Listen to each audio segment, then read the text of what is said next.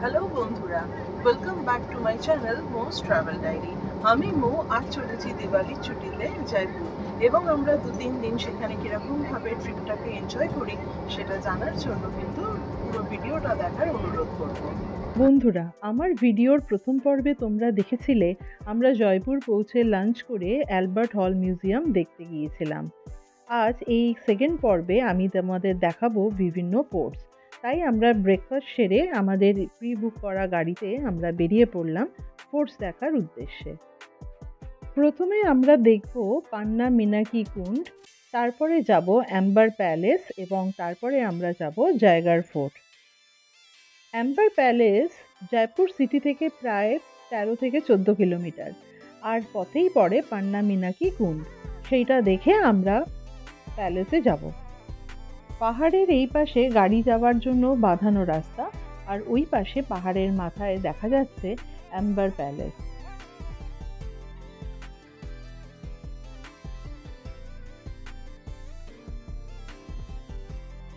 আমরা চলে এসেছি পান্না মিনাকি কুণ্ডে। এটা একটা তখনকার দিনে ওয়াটার রিজার্ভায়ার, বা চলতি কথায় যেটাকে বলা হতো বাউরি। গাইড আমাদেরকে বলল এই কুণ্ডের গভীরতা প্রায় 60 ফিট এবং বর্ষার সময় এই জল অনেক ওপরে উঠে আসে।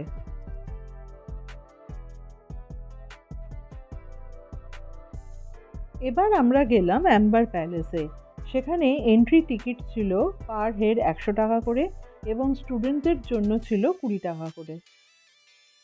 16th সেঞ্চুরিতে প্রথম মানসিং এই দুর্গের বা এই প্যালেসের স্থাপনা করেন। আমরা সাথে নিয়েছিলাম গাইড, এবং গাইড আমাদেরকে জানালো এই ফোর্টে ঢোকার প্রচুর গেট আছে, এবং আমরা যে গেট দিয়ে ঢুকেছিলাম সেই গেটটার নাম চাঁদপোল গেট। এই ফোর্টের অনেকগুলো ধাপ। আমরা যে জায়গায় ছিলাম সেইটা ফোর্টের প্রথম ধাপ। এবার আমরা উঠে এলাম ফোর্টের দ্বিতীয় ধাপে। এই দ্বিতীয় ধাপে রয়েছে দিওয়ানে আম, এবং পরের ধাপে যাওয়ার জন্য রয়েছে গণেশ পোল। এই প্যালেসটি যে কত বড় সেটা এখান থেকে দেখলে বোঝা যায়।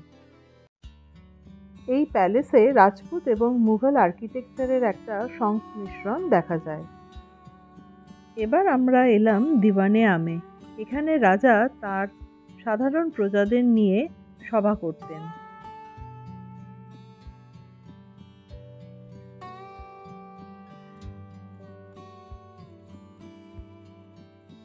পাহাড়ের ওপর নির্মিত এই প্যালেসের থেকে দেখা যাচ্ছে দূরে জয়পুর শহর।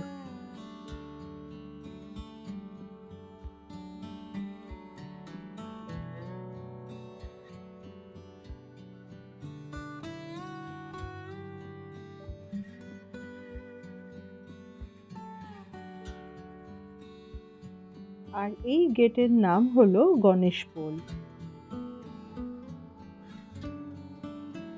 রাজার সভা চলাকালীন এই লম্বা করিডোরে বসত তার 27 জন অফিসিয়ালস, মানে মন্ত্রী।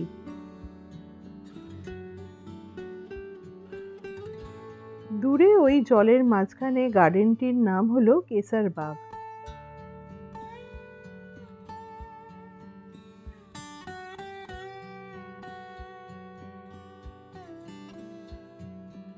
আবার আমরা চললাম ওপরের ধাপে, আর গাইড আমাদের বললেন তখনকার দিনে এই পেন্টিং যে দেখা যাচ্ছে সিলিংয়ে সেখানে এখনো গোল্ডেন টাচ কিন্তু বর্তমান। ওপরে এসেও আমরা দেখলাম সেখানেও একটা সুন্দর বাগান করা আছে। আর এইটা হচ্ছে দিওয়ানে খাস, যেখানে রাজা তার খাস মন্ত্রীদের সঙ্গে সভা করতেন।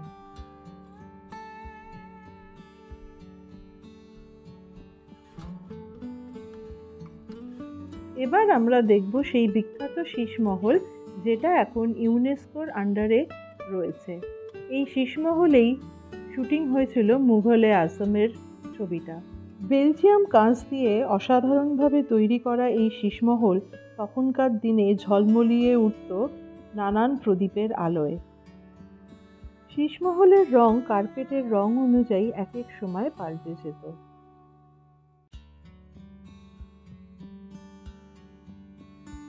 গাইড আমাদের বোঝাতে লাগলেন এখানে রয়েছে ৯৯খানা ল্যাট্রিন। রানীরা যাতায়াতের জন্য এই সরু রাস্তা বেছে নিতেন এবং এই জানলা দিয়ে বাইরে তারা দেখতে পেতেন, কিন্তু বাইরে থেকে তাদের কেউ দেখতে পেত না। রাজা বাস্তুমতে খুব বিশ্বাস করতেন এবং সেই বাস্তুমত অনুযায়ী এই প্যালেসের চারদিকে রয়েছে ১২ জন রানীর ঘর। এক এক দিকে ৩টে করে ঘর রয়েছে।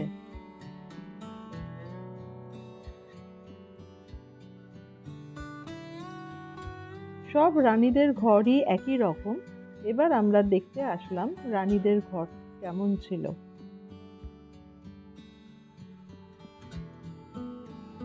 ওই উঁচু বাউন্ডারি ওয়ালের ওপর দাঁড়িয়ে থাকতো সেনারা এবং কোনো উৎসবে ১২ রানী এসে এই স্থানে মিলিত হতো এবং তারা নাচে গানে মেতে উঠত।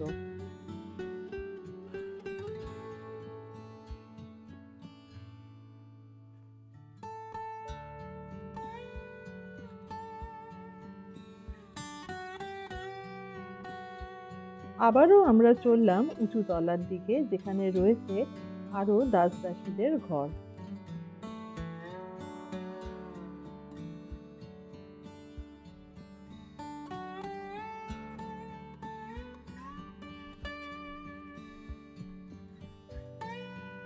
তখনকার সময়কার তুলসী মঞ্চ দেখে আমরা চলে গেলাম ফোর্টেরই ভেতর একটা ছোট্ট ক্যাফেতে। কফিতে চুমুক দিতে দিতে দেখতে পেলাম পিছনের দিকে দেখা যাচ্ছে জায়গার ফোর্টের একটা অংশ। গাইড আমাদেরকে বলেছিলেন যে অ্যাম্বার প্যালেসের সিকিউরিটির জন্য জায়গার ফোর্ট তৈরি করা হয়েছিল, যেখানে সমস্ত সৈন্যরা থাকত। এই টানেলের মধ্যে দিয়ে এই প্যালেস আর জায়গার ফোর্ট ইন্টারকানেক্টেড। এই প্যালেসে যোধা আকবরেরও শুটিং হয়েছিল, আর এই করাটা আর্টিফিশিয়াল, কিন্তু এইটা অরিজিনাল। তখনকার সময় এই জায়গাটা ছিল মিনা বাজার, কিন্তু এখন এখানে বসেছে পুতুল নাচের আসর। আর এটা হলো তখনকার সময় জল রাখার কলসি।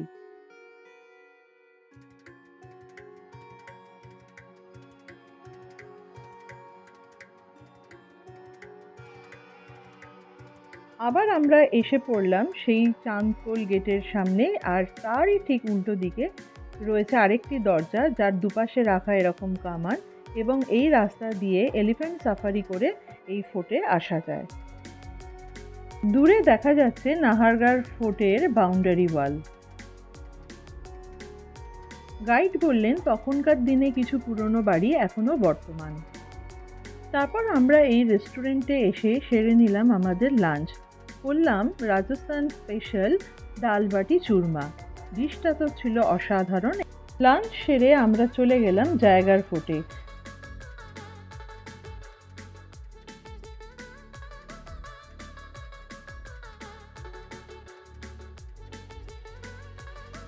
এখানেও আমরা সাথে নিলাম আরেকজন গাইডকে, এবং সে আমাদের নিয়ে চলল পৃথিবীর সবচেয়ে বড় কামান দেখাতে, যার নাম জয়বান কামান।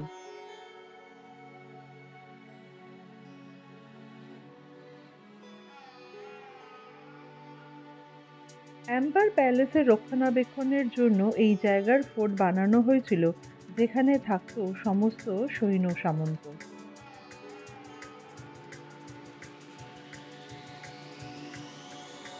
আর এই সব ছোট ছোট ঘরে থাকতো তখনকার দিনের সৈন্যরা। এই জয়বান কামানকে মনে করা হয় পৃথিবীর সবচেয়ে বড় কামান।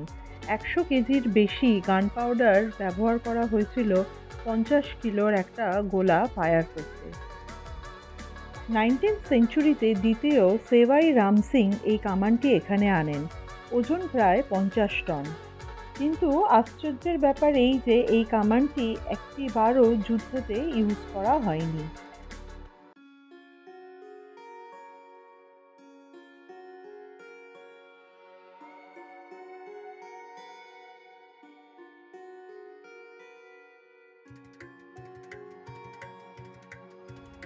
দুর্গটি চারিপাশ থেকে আরাবল্লী পর্বত দিয়ে ঘেরা, আর নিচে গভীর জঙ্গল। এই ফোর্টে আমরা দেখলাম আস্তাবল, লাইট হাউস এবং দূর থেকে জয়পুর শহর।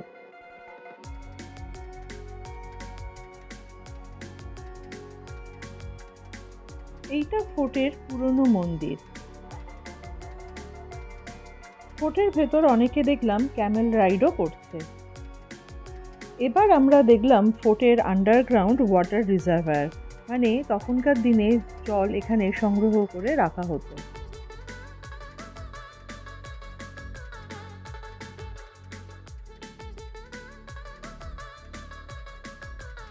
আর ফোর্ট থেকে দেখলাম অপূর্ব সূর্যাস্ত।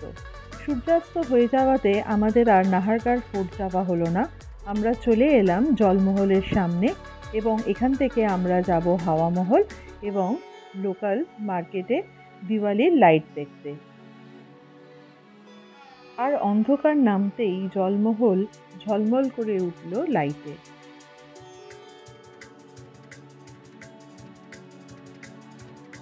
গাড়ি আমাদের ছেড়ে দিল এক জায়গায় এবং সেখান থেকে আমরা পায়ে হেঁটে চললাম দিওয়ালির লাইট দেখতে। মাঝে নিয়ে নিলাম একটা চা ব্রেক।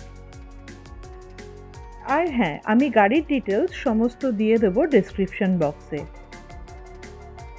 একটা লেনে গাড়ি বন্ধ করে দিয়েছে পুলিশ, আর সেখানে হেঁটে চলেছে শয়ে শয়ে মানুষ এই লাইট দেখার জন্য। এবার আমরা চলে আসলাম হাওয়া মহলের সামনে। সেখানেও প্রচুর ভিড় এবং হাওয়া মহলও সেজে উঠেছে আলোতে।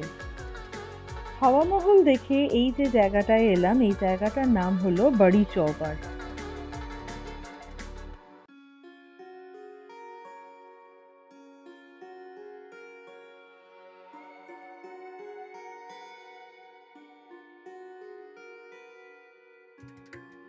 আমরা তারপর চলে এলাম এখানকার একটা ফেমাস দোকানে, যার নাম লক্ষ্মী মিষ্টান্ন ভাণ্ডার, এবং এখানে পেঁয়াজ কচুরি আর দই বড়া খুবই ফেমাস।